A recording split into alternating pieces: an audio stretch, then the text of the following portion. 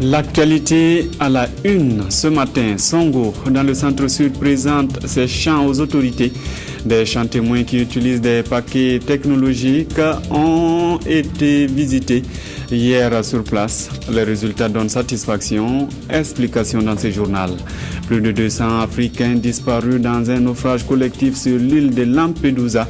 À bord, il y avait des jeunes immigrés en route pour l'Eldorado européen. L'Italie est offusquée. Bonjour, bienvenue au 13h15 la télévision du Burkina.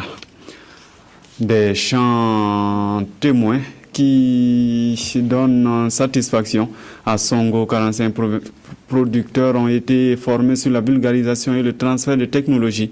Leur rôle est de produire en utilisant des techniques modernes. Des autorités étaient dans les champs hier pour voir l'évolution. Peggy Widraogo. Les voici ceux-là qui ont accepté de relever le défi de la lutte contre l'insécurité alimentaire. Au nombre de 45, ces producteurs de la région du centre-sud sont convaincus de l'apport considérable des paquets technologiques agricoles. En témoignent ces 3 parcelles témoins sur une même superficie en utilisant cependant des techniques différentes. Les rendements varient.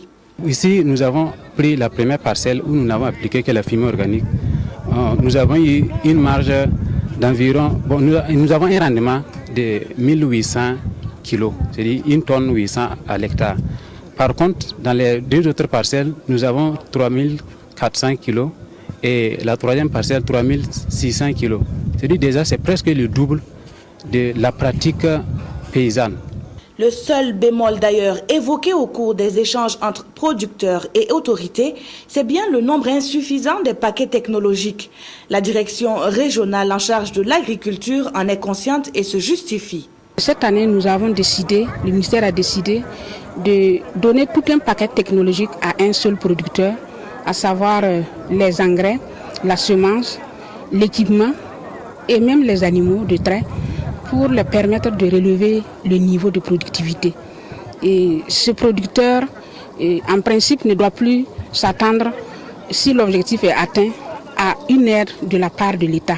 Vu que l'appui de l'État est insuffisant, il faut diviser les communes en 3 zones et intervenir de façon rotative. Des cultures de mil, de riz ou encore de sorgho hors bas-fond, cela est possible grâce aux paquets technologiques. Ce qui est encore possible, c'est la lutte contre l'insécurité alimentaire à travers cette aide aux producteurs vulnérables. Si vous habitez Kombisiri, vous pourrez désormais traverser les carrefours avec beaucoup plus de quiétude. La circulation sera réglementée par la brigade des jeunes volontaires sur place. Cette brigade s'est installée hier dans la ville pour aider à réduire au maximum les accidents. Yolande Lompo.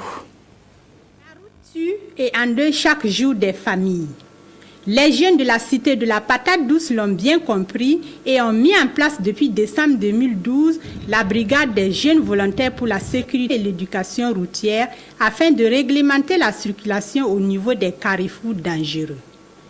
Et le lancement de cette semaine de la sécurité routière vise à permettre à la trentaine de jeunes volontaires de démarrer véritablement leurs activités. Au cours de cette semaine, nous allons en tout cas marquer beaucoup la population par les actions de sensibilisation et l'exposition de photos d'accidents vraiment qui va montrer la gravité vraiment de la situation. Au cours de cette semaine, nous allons faire des campagnes de sensibilisation, nous allons faire des théâtres forums, nous allons faire vraiment des actions au niveau des presses, en tout cas pour marquer vraiment cette campagne. À l'occasion, l'on a procédé à une remise symbolique de panneaux de signalisation à la mairie et de bâtons lumineux à la brigade de gendarmerie ainsi qu'à la police nationale de Kombisiri. Quand on va à vive allure, on n'a plus l'attention nécessaire pour prêter attention aux panneaux de signalisation, au marquage au sol.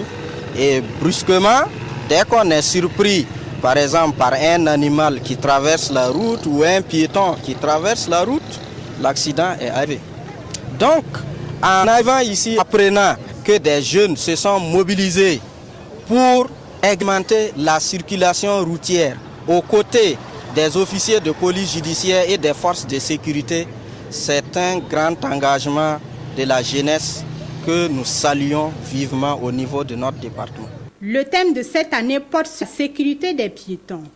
Aussi, un passage piéton a-t-il été inauguré pour contribuer à la baisse du nombre d'accidents dans cette cité traversée par la nationale numéro 5. Il y avait de l'affluence hier soir au musée national. Les visiteurs du soir avaient un dénominateur commun, ils sont de la communication. En fait, c'était la visite du ministre de la Communication, porte-parole du gouvernement, par ailleurs ambassadeur du musée.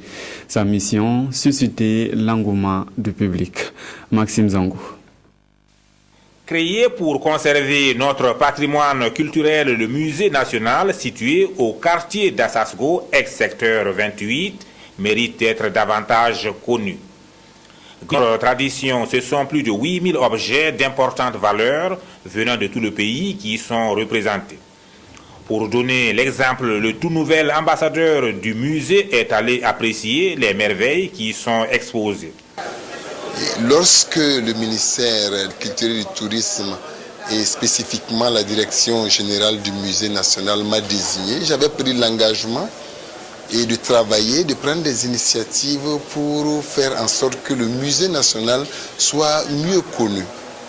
Et je pense que c'est une œuvre énorme qu'on a à l'intérieur de ce musée pour nous-mêmes, pour notre culture, pour nos valeurs.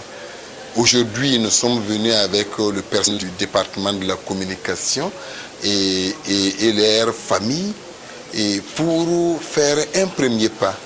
Travailler à visibilité, une nécessité donc pour la valorisation du riche patrimoine.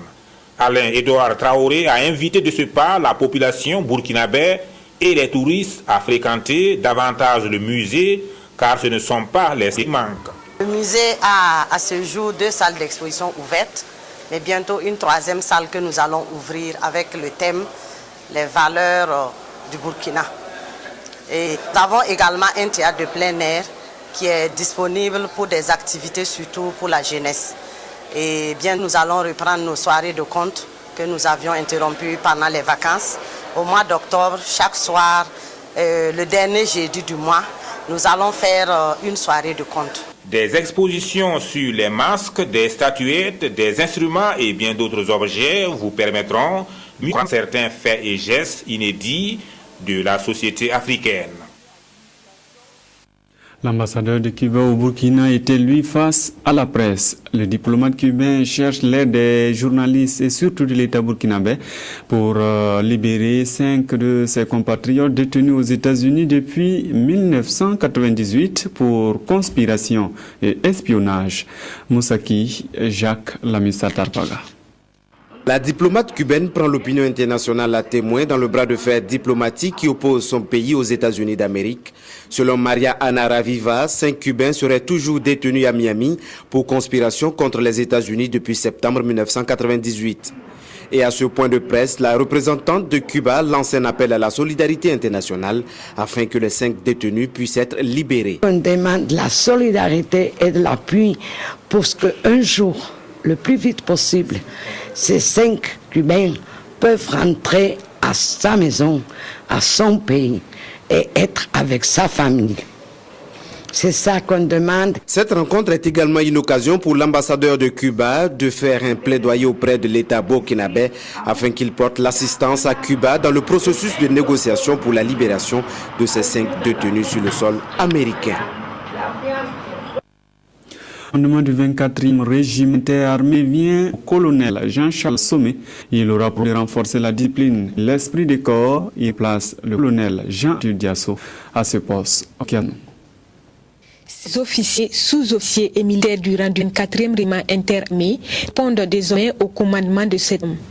Le chef bataillon Jean-Charles Sommet sondait jusque-là le chef de corps sortant de ce régiment et aujourd'hui c'est un homme averti et confiant qu'il dit entamer sa mission. Notamment avec beaucoup de cité, puisque je ne suis pas le premier, j'ai eu devanciers et je ne saurais continuer l'œuvre de mes devanciers, savoir le renforcement de la discipline et la restauration de prise de corps et également l'accord avec la population civile.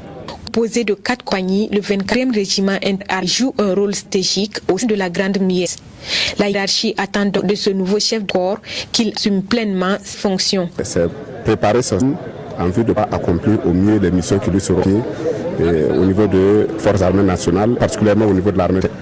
Et dans un des temps aussi, prendre des dispositions pour préserver l'intuition de l'infirmerie et particulièrement les traductions aussi des... De gendarme de 3e classe en 1946 au grade commandant en 2010, Jean Chalomé a un parcours émaillé de formation, de diplômes et de diction honorifiques. Il a également à son actif des missions de maintien de la paix au Darfour. Né en 1963, le nouveau commandant du 24e régiment interarmé marié et père de 4 enfants. Et puis, on parle de la mévente de coton avec cette fois la rencontre du syndicat professionnel des travailleurs des industries des corps avec les journalistes. Ils disent craignent leur emploi si la situation se poursuit. Hassan Namba. C'est un point de presse comme un cri de cœur. Le syndicat professionnel travailleurs des industries des corps appelle à la sauvegarde des emplois au regard de la situation actuelle des usines de production d'huile de coton et produits dérivés. Car depuis le début de cette année, sont 80% des usines de production d'huile de coton qui se sont fermées les unes après les autres à cause de la mévente. Face à cette situation, il faut donc agir. Si jamais l'huile ne sort pas, mais on ne sait pas comment ils vont payer, on ne sait pas. Donc c'est pourquoi nous avons envisagé cette conférence de presse pour quand même attirer l'attention de nos autorités et pour former l'opinion nationale et internationale par rapport à nos situations. Ça c'est un premier départ, on venait de commencer.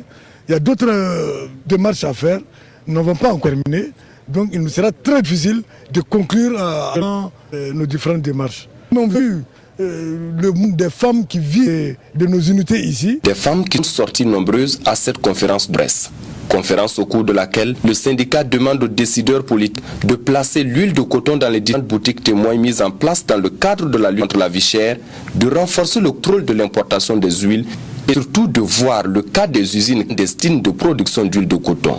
Pour eux, c'est à ce prix que l'on peut sauver des milliers d'emplois dans ce secteur d'activité. Après l'inspecteur et les conseillers pédagogiques, c'est au tour des instituteurs principaux de se réunir. Afadan Gourmand et ZIP parlent du projet École de qualité. C'est le concept du ministère de l'Éducation nationale pour résoudre les problèmes de l'école burkinabé. Karim Namondo. La rentrée scolaire débute de bons auspices.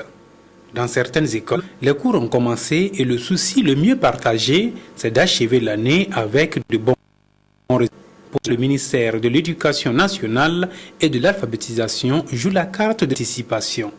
Ces instituteurs principaux, de concert avec leur hiérarchie, ont décidé de porter un nouveau concept, le projet École de qualité. C'est eux qui dirigent et encadrent les enseignants et les enseignantes vraiment au niveau des salles de classe. Et c'est important que ce personnel d'encadrement de proximité soit formé chaque année. Et cette année, nous avons retenu le thème, bien sûr, de la recherche-action, mais surtout pour une école de qualité. Et pour nous, c'est fondamental parce que c'est un processus qui devrait pouvoir permettre à chaque école de se projeter, d'impliquer toutes les parties prenantes au niveau de cette école et d'anticiper sur les problèmes. À Fadan Gourmand, il sera aussi question de trouver des solutions aux mauvais résultats, à la mauvaise fréquentation scolaire, à l'insécurité du domaine des écoles et de proposer des stratégies pour susciter l'assiduité des enseignants dans les écoles. Aux premières lignes dans l'encadrement des enseignants, les instituteurs principaux adhèrent au concept projet École de qualité. Ils s'engagent par ailleurs aux côtés de leur ministère de tutelle pour relever le défi d'un enseignement de qualité au Burkina Faso.